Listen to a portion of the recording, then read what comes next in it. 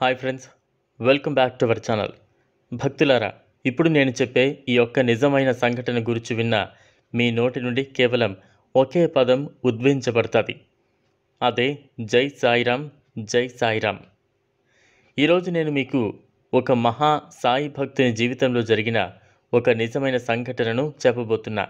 ఆ కథలో ఆ బాబా భక్తునికి సాయిబాబా నేరుగా దర్శనమిచ్చాడు మరియు అతని జీవితంలో సమస్యలన్నింటినీ దూరం చేశాడు.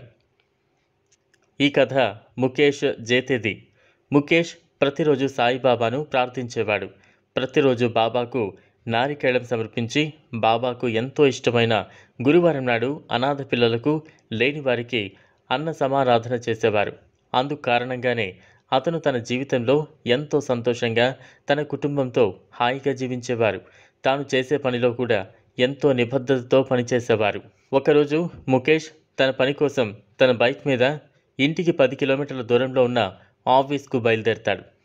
తాను రోజు వెళ్లే మార్గంలో ఒక అడవి మార్గం ఉంటుంది. ఆ అడవి మార్గాన్ని దాటుకుని వెళ్తాడు ముఖేష్. అదేవిధంగా ఆ రోజు కూడా అదే అడవి మార్గం గుండా తన బైక్పై వెళ్తున్నప్పుడు ముఖేష్కు హఠాత్తుగా మనుషుల్ని పీక్కు తినే ఒక తోడేలు ఎదురుగా వచ్చింది. దాన్ని చూసిన ముఖేష్ సడన్ బ్రేక్ వేసి వేగమైన హృదయ స్పందనతో భయపడుతూ సాయిబాబాను ప్రార్థించడం మొదలుపెట్టాడు. అదే తడవుగా ముఖేష్ను చూస్తున్న తోడేలు కాసేపటికి నిశ్శబ్దంగా వెనుతిరిగి వెళ్ళిపోయింది. ఇది చూసిన ముఖేష్ గట్టిగా ఆ బాబాను తలుచుకున్నాడు. చూశారు కదా ఫ్రెండ్స్, ఆ సాయిబాబా తన నిజమైన భక్తులకు అన్ని సమయాలలోనూ తోడుగా ఉంటూ రక్షిస్తూనే ఉంటాడు. ఎంతటి పెద్ద సమస్య వచ్చినా ఆ బాబాను తలుచుకోగానే అన్ని సమస్యలు పరిష్కారం లభిస్తాయి. ఆకలితో ఉన్న కుక్కలకే తాను తినవలసిన ఆహారం పెట్టిన దయాద్ర హృదయుడు బాబా.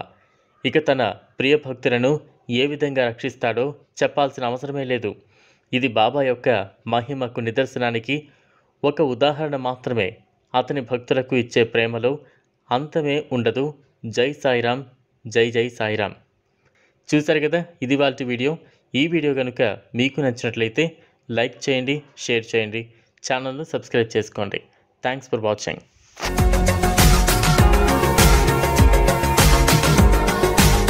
మరిన్ని అప్డేట్స్ కోసం మా ఛానల్ని సబ్స్క్రైబ్ చేయండి.